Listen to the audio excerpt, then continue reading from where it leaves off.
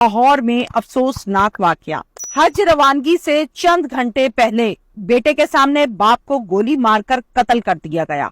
वो बाप जो कुछ घंटों के बाद हज की रवानगी के लिए लाहौर से निकल रहा था। इकबाल टाउन में ये अफसोसनाक वाकया पेश आया नजफ कॉलोनी में, और ये तकरीबन 3 से 4 दिन पुराना वाकया है जो कि पेश आया, जिसकी डिटेल्स मैं आप लोगों के साथ शेयर करने जा रही हूँ। एक बाप है, एक बेटा है।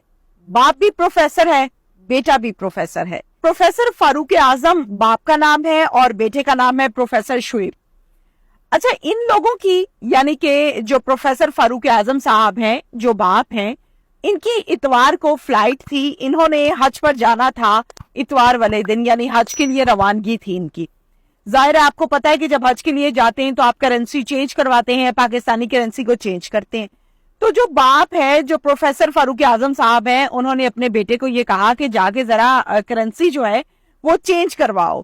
बेटा जो है वो मनी एक्सचेंजर गया और वहां से तकरीबन 6,500 रियाल वहां से पैसे जो है पाकिस्तानी करेंसी को रियाल में चेंज करवाया और लेकर वो आ रहा था वापस अपने घर इकबाल टाउन नजफ कॉलोनी में।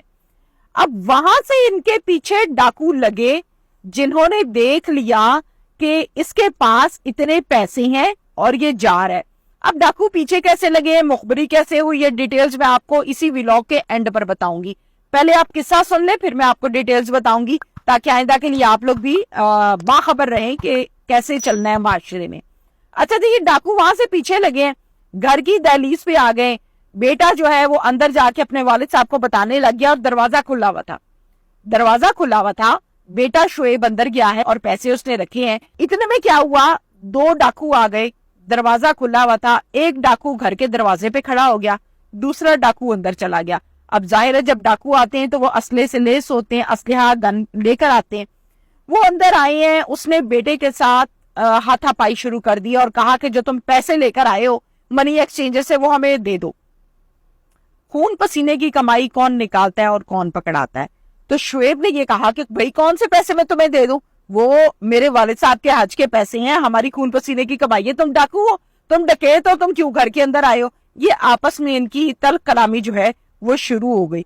इसी तल्ख कलामी के दौरान डाकू ने गोली मार दी शुएब की टांग के ऊपर, यानी कि फायर कर दिया। अब जब उसको फायर किया तो जाहिर है वो इंसान है, वो नीचे गिर गया, तड़पने लग गया, चीख पुकार करने लग गया, शोर शराबा हो गया। ये सारे का सारा शोर शराबा सुनते ही अंदर जब आवाज गई फायर की, तो बाप जो है यानी प्रोफेसर फारूक आजम साहब वो भागे भागे बाहर आए हैं और बाहर आके उन्होंने देखा ओए होए मेरा बेटा, वो मेरे बेटे की टांग पे फायर लगा हुआ, वो नीचे गिरा हुआ। तो उन्होंने अपने दोनों हाथ जोड़े डाकुओं के आगे कि खुदा का वास्ता है हमारी जान बख्श दो, हमें छोड़ दो, मेरे बेटे को छोड़ दो, तुम्हें जो पैसे चाहिए तुम्हें मैं दे दूंगा। वो हाथ जोड़ते नहीं है डाकुओं के आगे, और फिर उन्होंने कहा कि ठीक है मैं पैसे लेकर आता हूं अंदर से। वो वापस अंदर गए हैं, वही 6,500 रियाल जो कि मनी एक्सचेंजर से शुएब चेंज करवा के लाया था पाकिस्तानी करेंसी, ला के उन्होंने इसके हाथ में दिए।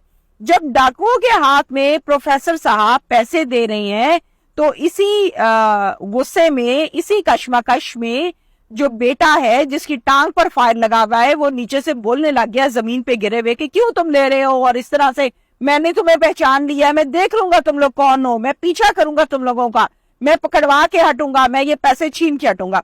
इस पर डाकुओं को आ गया मजीद गुस्सा।